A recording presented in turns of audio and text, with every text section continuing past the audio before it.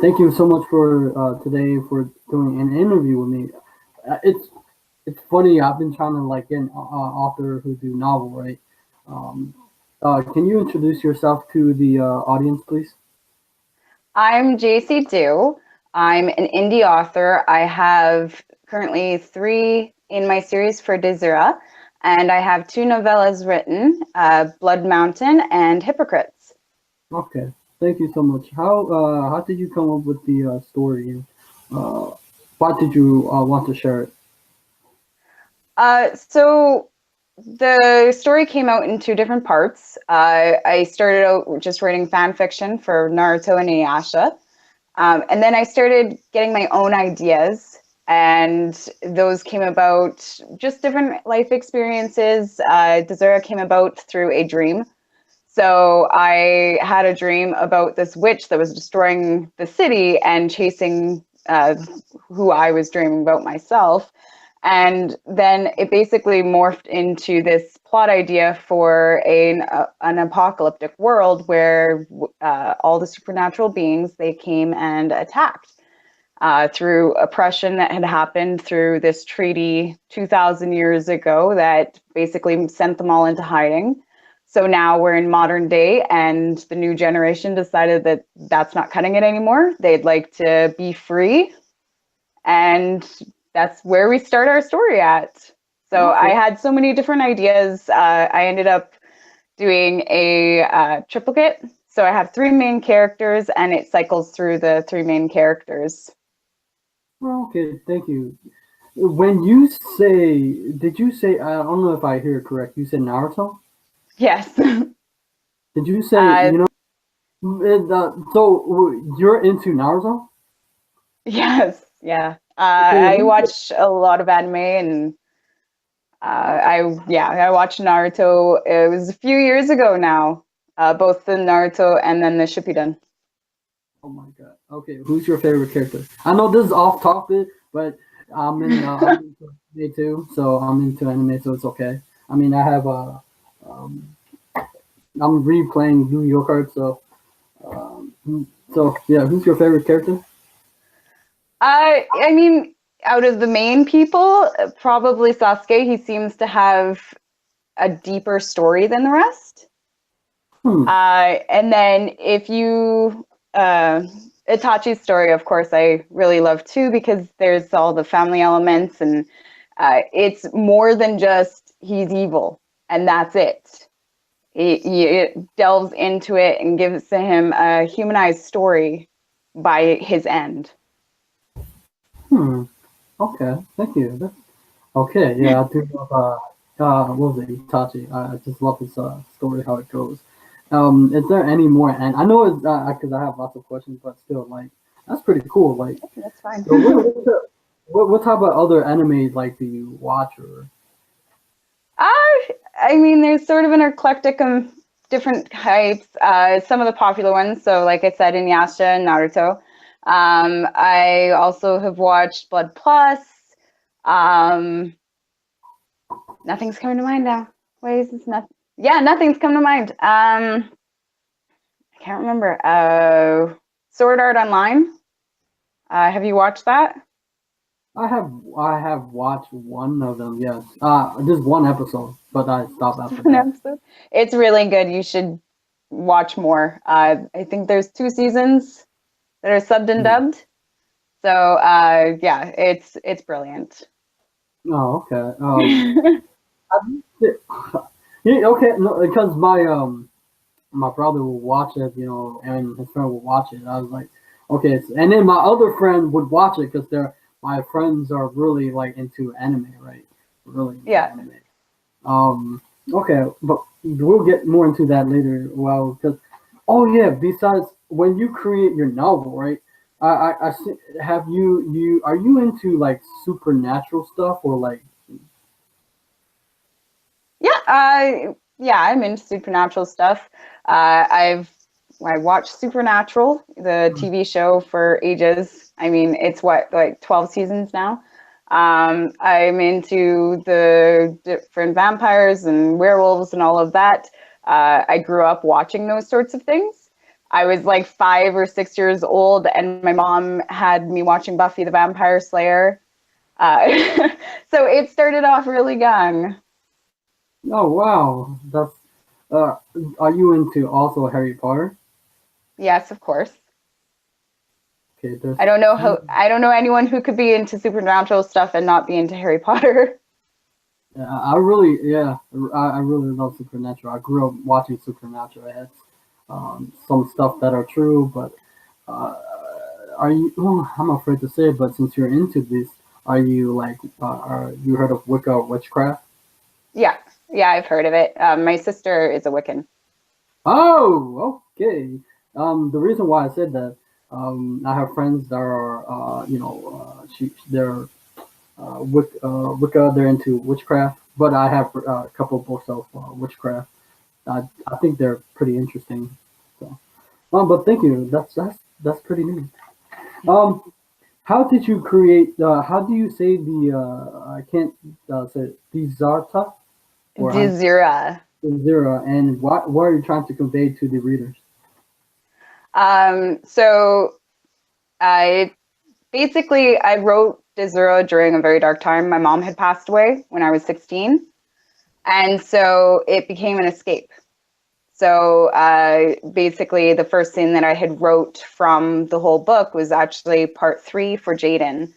Her chapter 1 includes a scene where her mom passes away. She's having a dream of it and remembering through the dream. And that was the very first scene, was basically an exact copy of what had happened that day for me when she had passed away. I had put it through into the book for Jaden. And so basically, it's a sense of the loss that you get through there. There's a sense of family that is definitely conveyed throughout all of the books.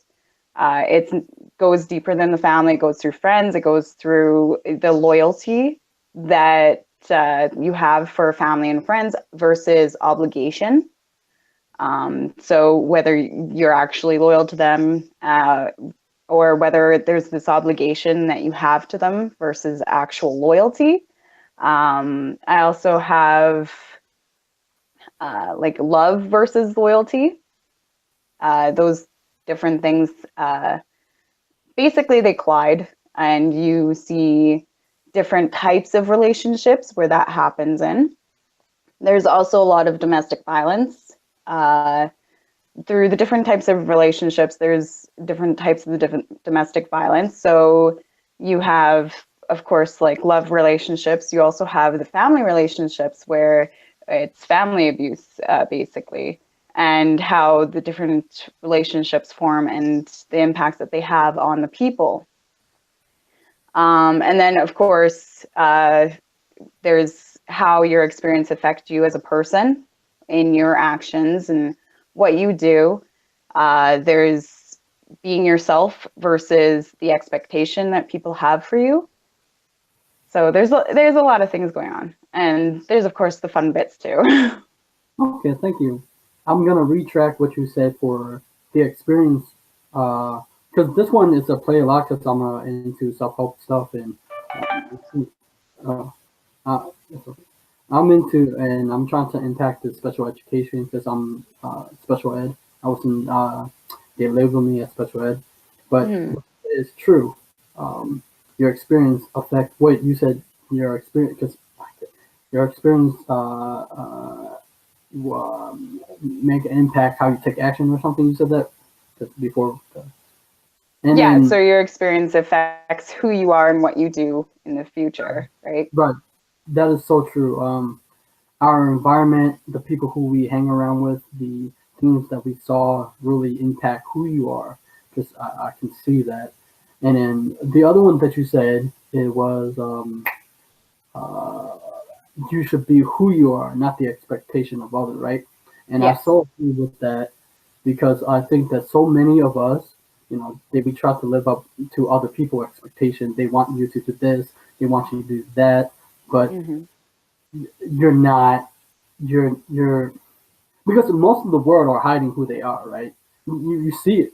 I would see it. They hide who they are and they don't express it enough. Yeah, But it's very hard to be who you are in pretty much every situation. You know, you grow up and you're with your family, and so you're a version of yourself with your family and who your family wants you to be. And then you grow up with your friends and you're a version of yourself with your friends that's different than the version of yourself with your family. And it's still a different version of you and not your true you, because your friends are expecting you to be a certain person. that is true. That is true. Like when we act a certain way towards our family and towards your our friends, right? That like we have Yeah. this persona. Thank you. How like the where did you like learn this, or how did you see that? That's pretty profound. Experience. Okay. I have a very complex history with family. I'm adopted. So I've got my adopted family and I've got my birth family for both sides of the family. And so when you're adopted, you're expected to be the child that your adoptive parents want you to be. And so adoption creates no sense of self. So I grow up and, you know, you're supposed to be this perfect child for your adoptive family. Um, and they may not fit with who you are. You could be placed with a family who's creative where you're not so creative, or vice versa, and you don't understand each other. So then you take the creative child who's placed with a family that doesn't believe in creativity, and you're forcing the creative child not to be creative. So you've got that, and then adoptees tend to be people pleasers. So we tend to be people who we want to be the perfect self for each person. So if your grandma wants you to be a certain person, you're that person when you're around that grandma. If your friends want you to be a certain person, you're that certain person around them. So it took basically me moving away from everyone to kind of step back and be like, I'm not any of these people. um, you know, you're a version of that person because everything dwindles down into like exactly who you are. But like, you're not the person that all of these people around you have told you for 18 years of your life.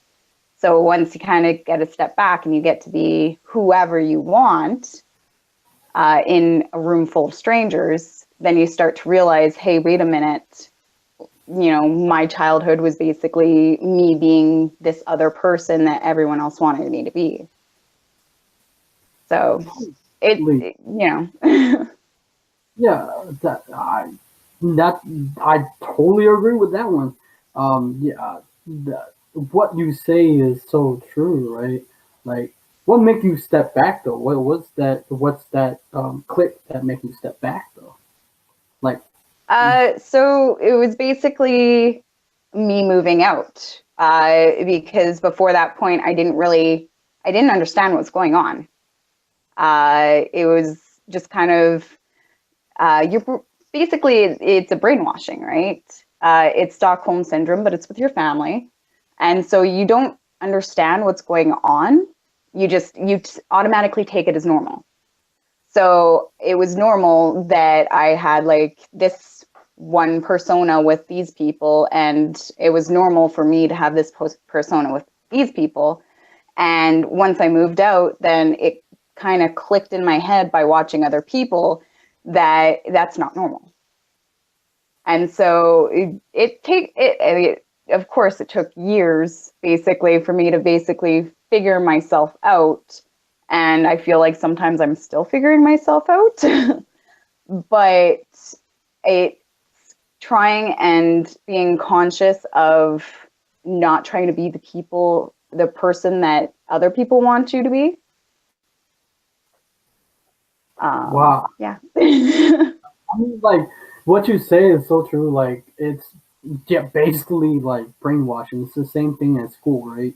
It's Mm-hmm. it's I think everyone has watched the movie The Matrix, right? People actually in this world right now they're living in a dream world, but it's other people programming into their ideas, and that's how they see the world, right? Because we Yeah. don't see, we interpret reality not by our eyes. I mean, we see the physical world with our eyes, but we interpret reality through our brain, right? And these perception affect how our relationship with us, with other people in the world, right? That's why I try to impact the special education. I mean, the education, because I think that the way that school was built, school was actually built for rich people, right? They want Hmm. to play. Because I read the history of the school system, and it's terrible, right? Where they put you in like a cookie cutter and they make you to become an employee, you know. But that's the deeper part. But that's No, just no, that's um. completely right. Well, it starts with sit down and be quiet, and you learn these things. And if you don't do perfect, then you fail. If you do perfect, you move on. You know, it's in everyday teachings, and you're taught one specific course load that's very limited to what you actually could be learning, and it's tunnel visioned. It's one specific school board's point of view, so that's what you're going to learn, and that's what you're going to be growing up. Hmm. You know what you said is everything is just so far. Even if, wow, good thing we did it. You're amazing. So like, okay, so I can see that you're very creative, right? And was it always your dream to create a novel?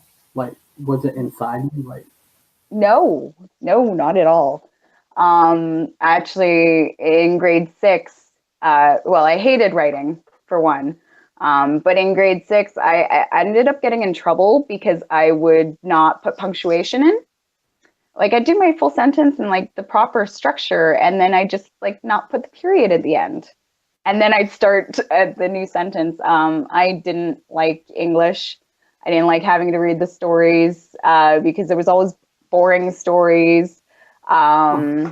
Yeah, I didn't. And then it just kind of came to me. I had a friend and she had found the fan fiction, and she's like, read these things about like these stories that you already love and these shows that you already love.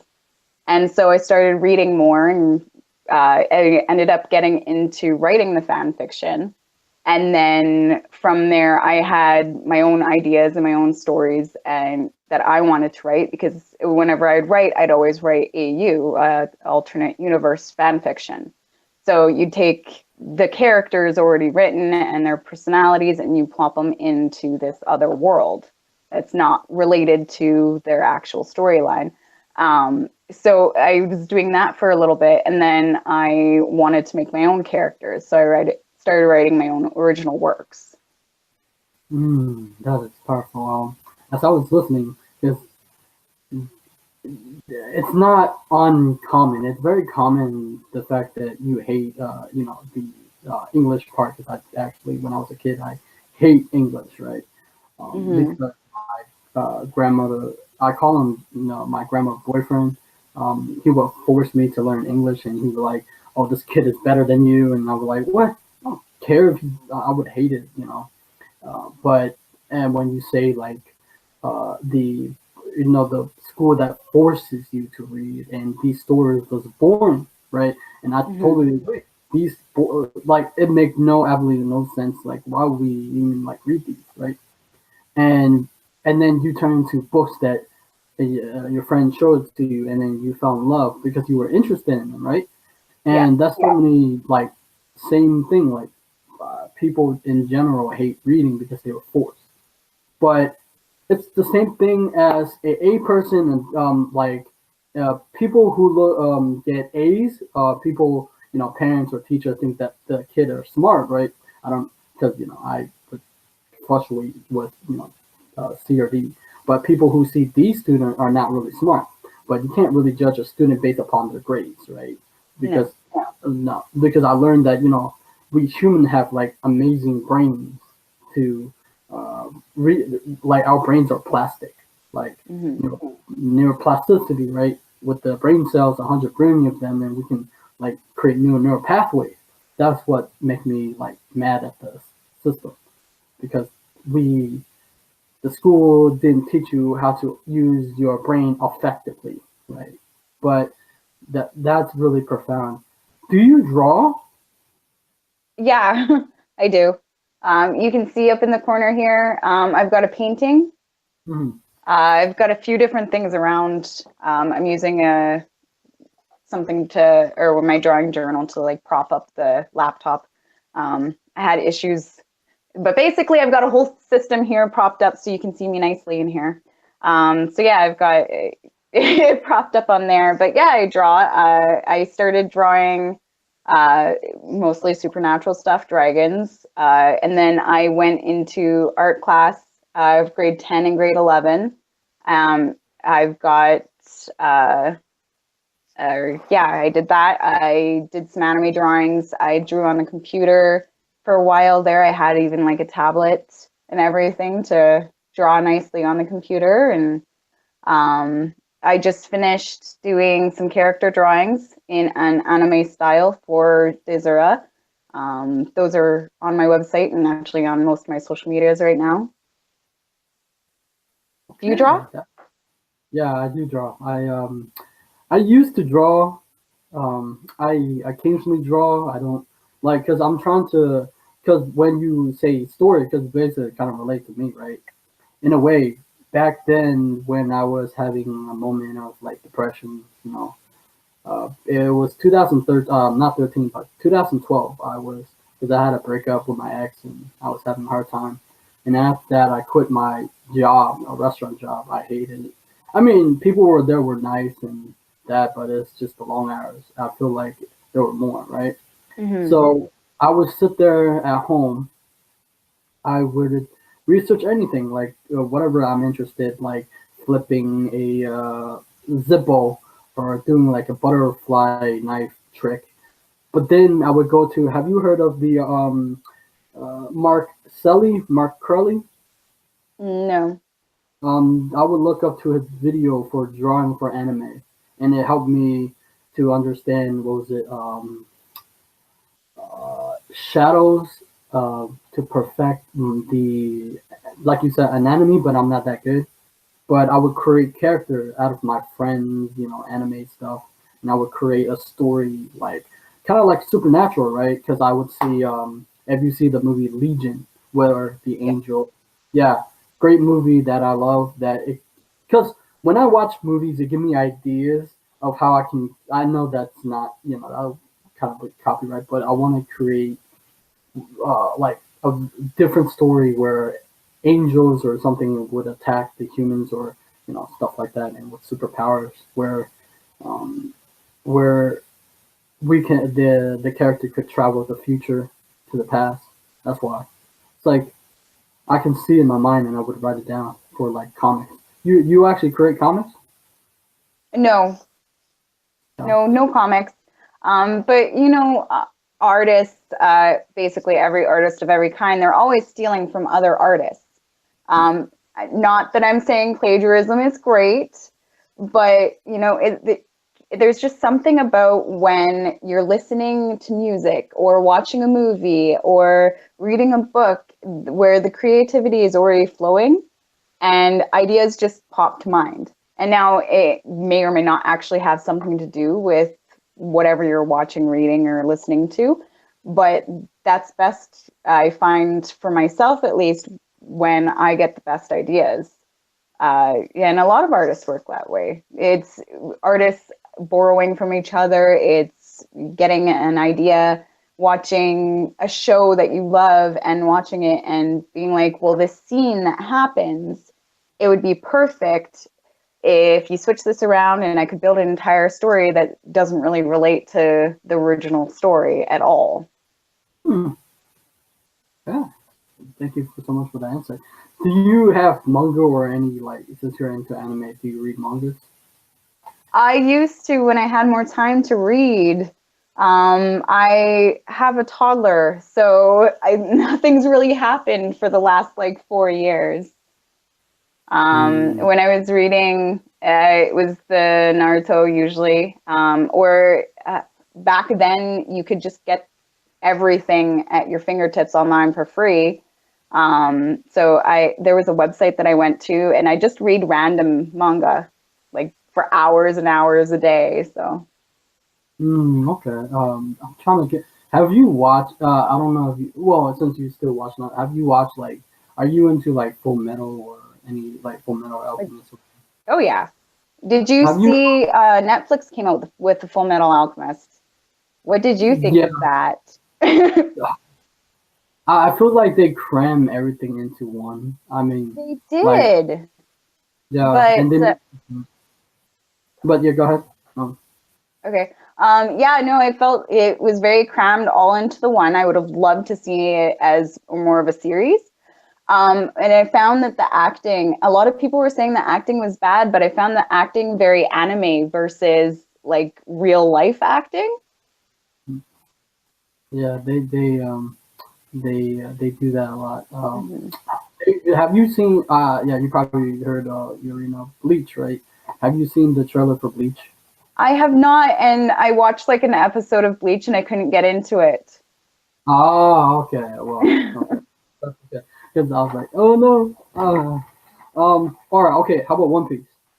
One Piece, yeah, I watched a few of that. One season, I think. Yeah, I think about one season I watched of that because that was on Netflix for a bit there too, wasn't it? Well, I don't know how Netflix, but Oh, that's okay. Okay. Let's see. Do you do any like card games or anything like that, like Witch of Warcraft or something? I mean, World of Warcraft.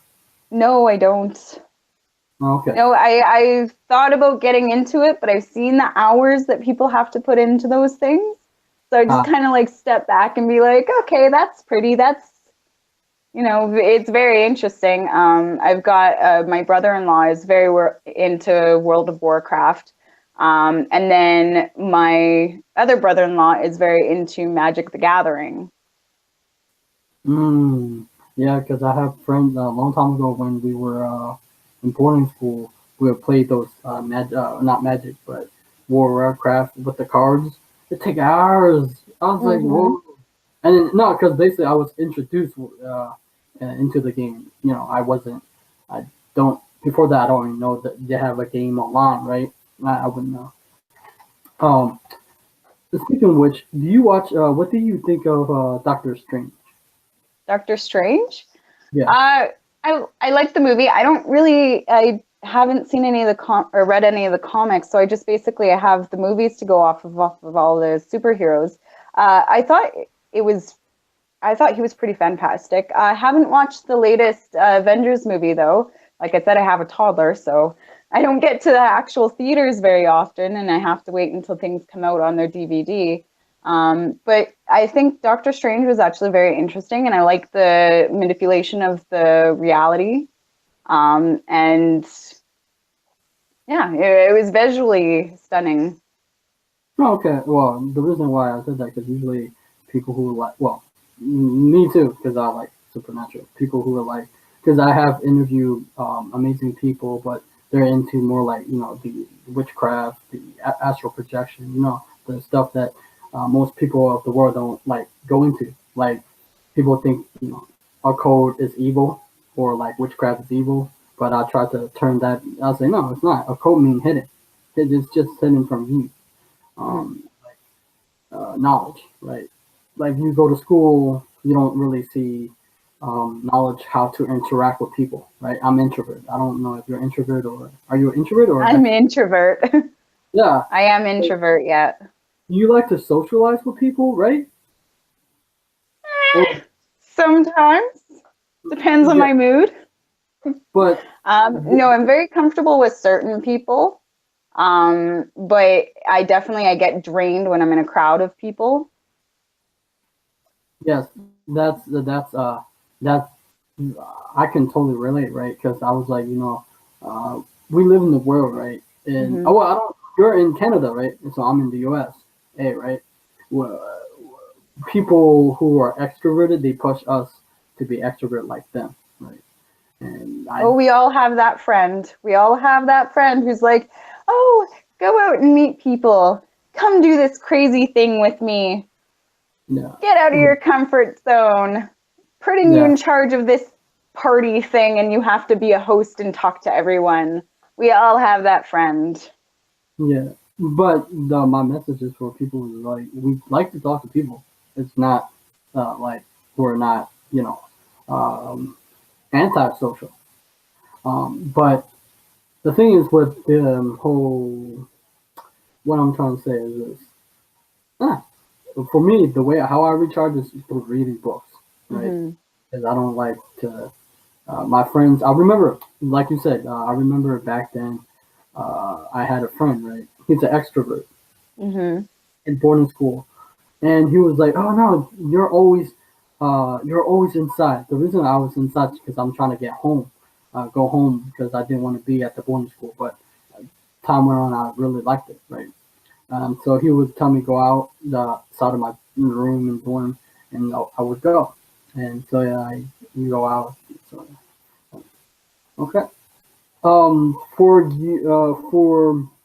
people who want to write a book, what is your writing process, and how do you get it published? The process is hard to peg down because there's just so many different ways that I end up writing. So I do talk to text, I do actual physical writing in a notebook. Sometimes I do it straight to laptop. Sometimes I can do it at my desk. Sometimes I have to move around or be outside. It's wherever catches my interest and my creativity at that time. So on the process part, it's just figure out what works for you. Honestly, figure out what works for you, and what works for you one day might not work for you the next day, because I mean we may be creatures of habit, but things change, and sometimes with creativity we can't be those creatures of habit. A lot of people, they always say, oh well, I've got writer's block. Well, did you try moving to the next room over? Did you try maybe changing your medium? Try listening to music while you're writing, or watching a movie while you're writing. You can get over those means of writer's block if a lot of the times just by taking yourself away from your normal. And then, so for the publishing part, there's, from A to Z, you write your draft, and then you go over it and edit it 5,000 times over and over and over again. And then maybe get a friend to edit it, get some outside information. A lot of people have beta readers for that too. A lot of people like the beta readers more because it's an outside person. So you're not getting any bias. Your grandma's not just saying she loves it just because she loves you. So it's going through that and getting all that feedback, and then you go back and you re-edit and reread your book another 1,000 times. And then, so because I indie publish, I do all of the steps. So instead of having your completed draft and querying it out to either agents or publishing companies, what I do is I have to make the cover. I have to format the book to the different types. So formatting it to a physical copy or formatting it to an ebook copy. And so I get those and I get them all together and get them all looking pretty. And I do the cover. You have to do the summaries for the cover and summaries to write. You need a short one and a long one typically for the different websites so that people get an idea of what your story is about. You need to figure out a whole bunch of different tags for it. So basically hashtags, figure out your genre. And then once you've basically gathered up all of this information, all of these documents, then you go to websites. I use smashwords.com. It's an ebook website, so it's free to sign up. And they only take money if you sell a book. So if you go and you put your book on there and it doesn't sell, you're not out anything. A lot of people like to start there. I started there. I didn't get a physical copy of my books until about a year or two after that had done, after I'd gone on Smashwords. And then I use Ingram Spark for a print-on-demand printing service. So I input my book to them, and they tell me whether or not they accept it. They have different specifications. And then once that's accepted, I send them in my proof and I approve everything, and then they send it out. So both of these companies, they take care of the distribution for you. So they send it out to Amazon and Kobo and Apple and all these different places. And you just have these two hubs to go to instead of having to go to 10 different places and manage it from 10 different places. So that's absolutely wonderful when you're trying to be an indie author. So yeah. Okay. That's very depth information. Thank you so much for that. That's You're pretty welcome. useful. When you say indie author, what is that? Because I've seen it before, but I just don't know what it is. So indie authors basically do everything, or variations of everything. So if you're an indie author, it basically means that you didn't go through a traditional publishing company. So you don't have an agent. You didn't go through, was it like Penguin or any of those other big name houses, and no one's taking care of everything for you. Your book is 100% your own. You don't have to answer to anyone. So if they don't like the title, then you'd have to change it. If they don't like these scenes, you have to edit them out or change them to what they want, depending on your contract, of course, too. So when you're an indie author, it's 100% your own. It's 100% yours. You get to decide. You get to decide everything, and you're a control freak. That's what it boils down to. So it doesn't mean that you have to do everything yourself. There's a lot of people who pay different people to do things for them. So you can pay someone to do your cover, you can pay someone to do your editing, and so on and so forth. But at the end of the day, indie authors, they get their say over the entire work versus someone who's traditionally published basically sends in their draft, and they might be able to have, Okay. yes. So, okay. Can you repeat what you said after that?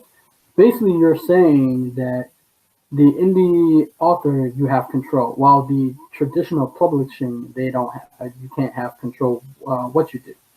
Yeah, exactly. And then, of course, there's different payments types. If you're traditionally published, you might get royalties, but also a publishing company might just pay you outright for your book.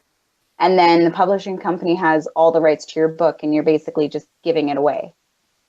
So they could come to you and say, hey, we want that book. We want it for $10,000 for all the rights. Your name can be on it, but this is where your activity in it ends. Okay, so almost you're saying also too like that in this day and age, we're not in the past, but we have full control of how we want the book to be and how we manage it and how we can publish it, right? Exactly. And that's pretty amazing because I listen to many stories like that, like where there were days now that were gone where you were controlled by traditional publishing, and now you have like these platforms, right, to get your book out. Oh, thank you. Did we touch on creativity? Because I was thinking about where did this creativity come from? Because I can see that you're a very creative individual.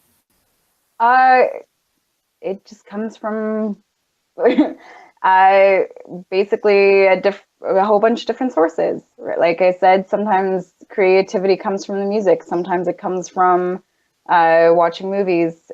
So it's more of a borrowed creativity. And then there's the creativity that you're born with. So I think that everyone's born with a certain level of creativity, and I've got some. Yeah, because the world thinks that they don't have creativity, right? They don't think that people think that naturally artists who draw are good at drawing, right? But There's a lot of hard work that goes into it too. They're usually those artists, you're seeing them after 20 years worth of work. you know, and the people who are looking at it, they're like, oh, I could never do that. Well, you could after 20 years of work too. Thank you so much for that. Now, for my channel is about, I also do book reviews and self-help stuff, and it's about success and winning. How you define winning for you? So I think winning is relative to a moment. There's big wins.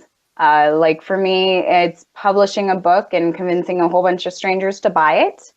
You know, whether it's one stranger or if it's 1,000, you want to celebrate all of those wins. And then there's small wins, like each aha moment that you get when a plot comes together and when a brilliant idea happens. I think the key is to recognize that, yeah, every single moment that even just sparks a little bit of joy in you, it's a win and it needs to be celebrated. Oh, okay, thank you. I was gonna say something, but then I forgot, so I'll go back into it. Oh yeah, how did it feel to be an author? It feels good. Okay. I like it. I like to rack my brain and think of all these different scenarios. You know, there's a bunch of funny memes on the internet.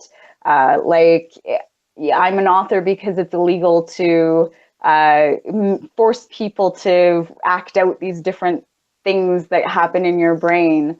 Um, so yeah, I like being an author. I like the creativity part of it. I love when someone comes back and they say, hey, we love this. Hey, I connected to this character, this scene. This happened to me. You know, this made me feel like I wasn't alone. And I got through this period of time because of this. And it's heartwarming. Uh, it's almost like your novel. It's almost like self-help, right? But I mean, in a way, but there's also witches and vampires and things that would, you know, never happen. But yeah, a lot of novels, they're escapes for people. And whether it's Harry Potter or something that no one's ever heard of, the moment you start reading, people connect with different portions. And those people, they go on and maybe it affects their day, maybe it affects how they handle a situation. You know, maybe they just want someone to feel like, you know, they get it. And these books can do these for people. And as the author, you know, it's great to be able to create things that might help people. You know, whether it is a book about domestic violence or if it's a book about an apocalyptic world, you know. you're saying that um, these books. I can hear you when you say that these books can have an impact for the greater good of mankind, or have a contribution for the world, right? And that's what I'm hearing. That is actually great. And thank you for doing this interview. That's making an impact already. Um, one of the what is ha, Speaking of vampires and werewolf, you like vampires? I do.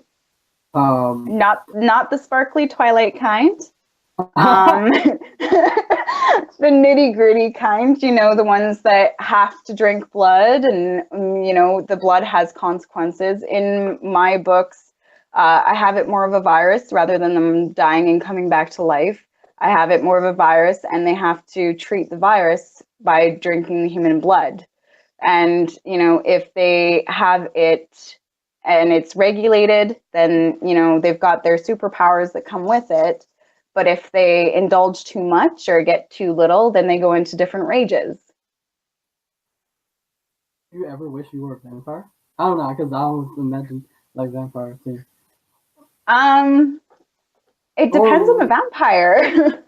But yeah, I mean, um, my vampires, I think I like it because they're also not quite immortal. So you have the vampires who are immortal, and they never age, they never die unless you stake them through the heart or cut off their head. But I've got my vampires, they only live for X amount of time from wherever they ended up getting changed. So the virus just slows down their aging. So I think that I'd enjoy being my kind of vampires, because then you're only living for like 1,000 years or so if you're turned young, versus, I'm a vampire and I could live to be, 10,000 years old and see everything that ever happens. Yeah. Okay. Yeah. I can see like with Blade. But I understand what you're saying. Like the Philosopher's Stone, right? Where people, I believe that people are searching for like the elixir of life. They want to become immortal, right? And I'm talking real life, where because it has to do with Harry Potter, like because you're talking about the stories and it will impact people, right? Mm-hmm. And for me, because I interview an amazing author who why she would read Harry Potter, and because I interview authors who are expert on alchemy, and so Harry Potter is like play a big deal on alchemy because J.K. Rowling understood alchemy part, right? And we're technically kind of like a philosopher's stone, right? Because the philosopher's stone is like where it heals or any disease, but our body can heal, but it's not. We can't live forever, of course. But Yeah. but for me, my message is people who are try to live forever or elixir. Why would you want to live forever if because most people because you have a dream because my channel is about inspiring people to do their dreams, right? That's why I do interviews with authors and experts. What's the point of living forever if you're just doing the same thing and not doing your dreams or anything like that, right? And so oftentimes we listen to other people and we don't listen to our hearts. That Mm-hmm. the goal that we set is based upon society, but we don't set goals of our heart because I don't want people or me or anyone else yourself die at the end of their life not being fully achieved the dream, right? And oftentimes it's scary. Because I also want to mention this one for a question for you. How did you have any fear and how did you overcome I mean, I don't know if you ever truly get over your fears. I think that you can bypass them or get stronger against them, but I don't think you ever truly get over them. Of course, I'm afraid of like spiders and bees. I run if there's a bee. Mosquitoes, creepy crawlies, especially at the beginning of summer. I'm better towards fall, but I seem to forget it every time winter comes around and the bugs are no longer there and spring comes around. I'm like, I freak at the first sight of bugs. Usually spiders and bees, or sort of mosquitoes, but that's health reasons. And then I've got fears of needles. When I was a child, I have this very vivid memory of being a toddler, and this big burly doctor, he was like standing at my side. He's like, I got to give you a needle, but don't move, don't flinch, don't like contract any muscles, or else like this needle's going to break off inside you. So not the thing that you want to tell toddler. So a fear of needles has kind of stayed with me through my life. But when I got pregnant, I don't know how many needles I had to get, but there's so many tests that when you're pregnant that you have to get, and it's needles, and it's like, oh, well, we need 9 vials for this time around. We'll see you again in a couple months when we need another 12 vials from you so we can test all these things. And then when you're in the hospital, they're like, here's an IV, like you're going to be stuck to this IV the whole labor and afterwards. And so I think you just develop resistance to your fears rather than ever truly getting over them. Hmm. I never heard that one before. That's very, very unique. because we all have like for me, if I a while back I wanted to interview like authors, it would be pretty scary because for me, I don't.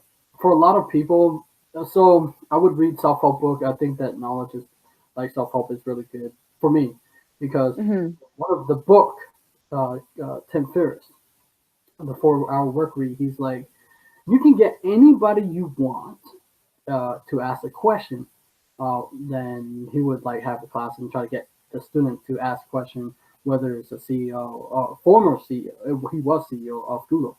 So I will apply that to that method to tweeting out best-selling author or celebrities. I remember I got a celebrity to answer my question, and it was Becky G because she was black. Hmm.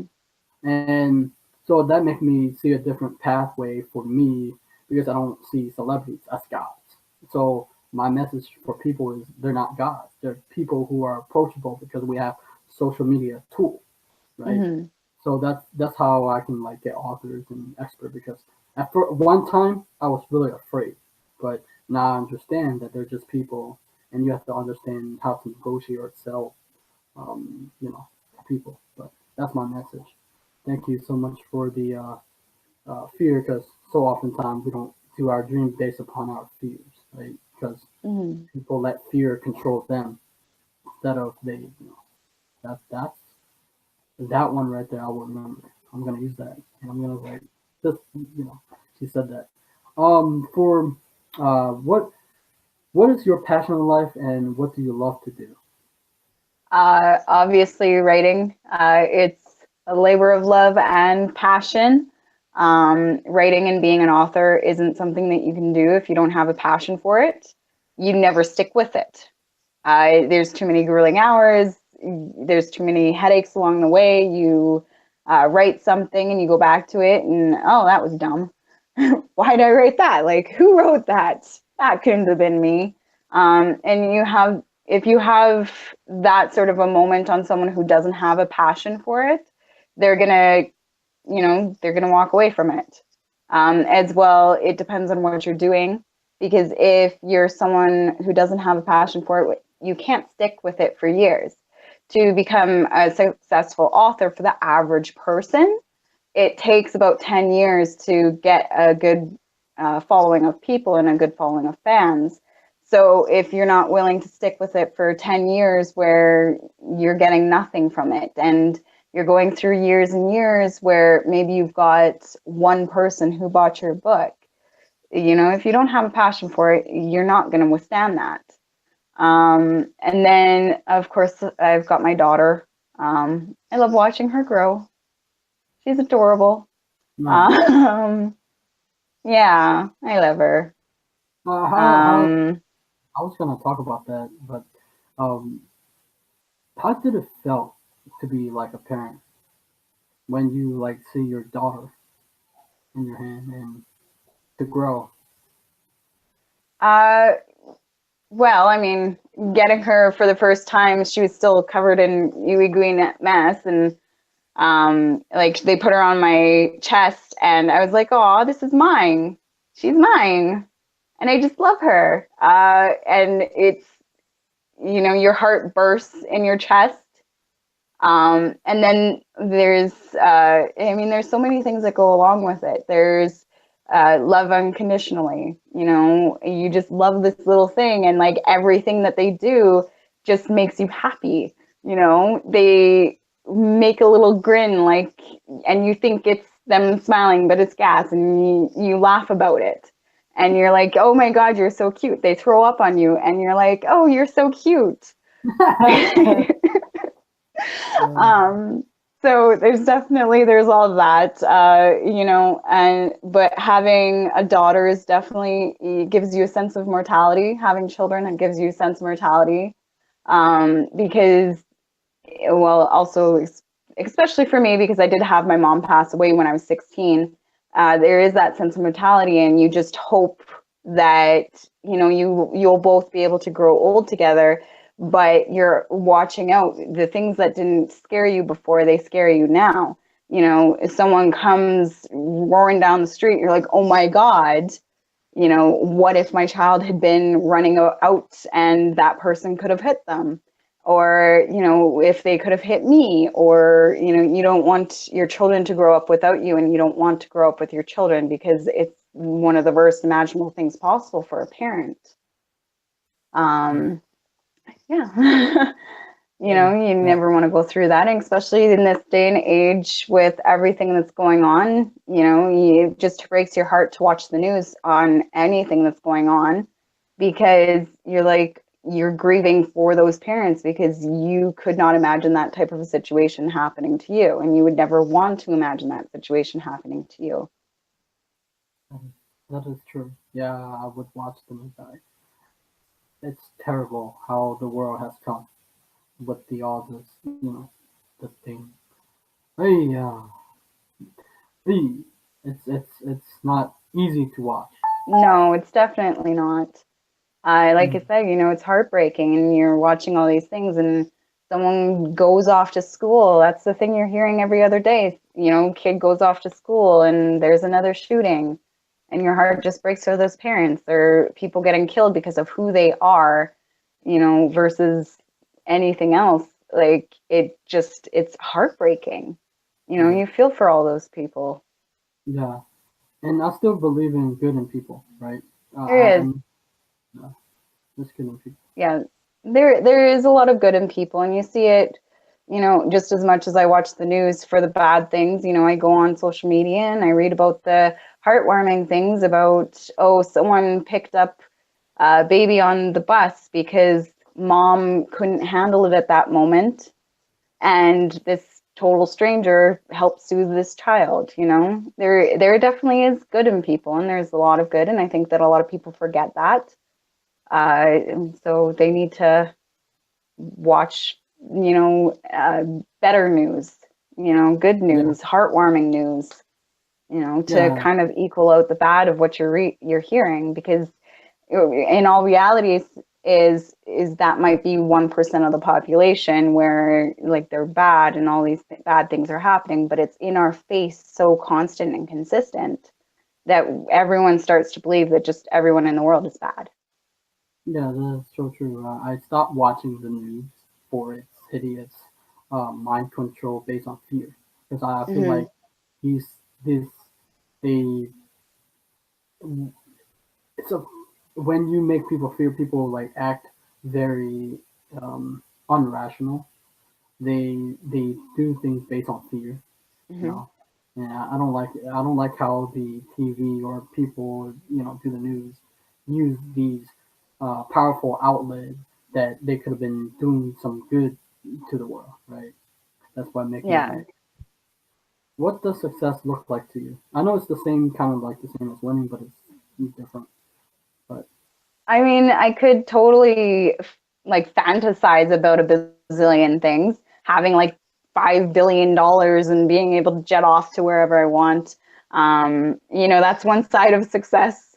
But really, I think that success would be people loving and relating to my writing, helping someone with it, making writing as my day job, and being able to just be at home and support myself and support everything that I do just through the writing. I've gotten a few different situations and different opportunities because of writing. And I would love to continue on with that. I just recently became a Sunglass Galleria ambassador. So that's kind of cool and interesting. And I'd love to do more things like that in the future. That's, it's new and interesting. Yeah. Success, success is the little things too. And it's being able to have just enough and to have it spark joy within you. Right. Thank you so much for that. Where can we find you through social media, or where can we find you? Everywhere. Not everywhere.